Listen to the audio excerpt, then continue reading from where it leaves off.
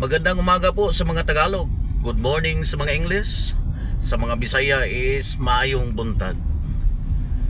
Just a reminder this morning, lahat po tayo ay nangangailangan ng pera.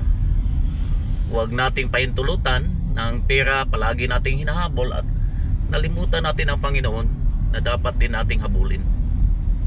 In the English, all of us need money, but don't allow money will cover your eyes that you cannot see God. So kailangan din natin ang Panginoon. Siya ang may-ari ng lahat.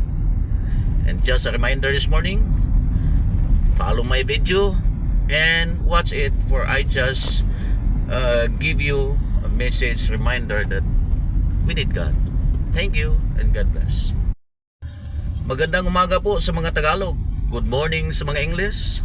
Sa mga Bisaya is maayong buntag. Just a reminder this morning, lahat po tayo ay nangangailangan ng pera. Huwag nating pahintulutan ng pera palagi nating hinahabol at nalimutan natin ang Panginoon na dapat din nating habulin.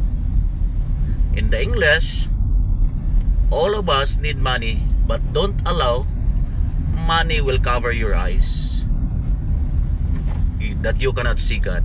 So kailangan din natin ang Panginoon. Siya ang may-ari ng lahat. And just a reminder this morning, follow my video and watch it, for I just give you a message reminder that we need God. Thank you and God bless.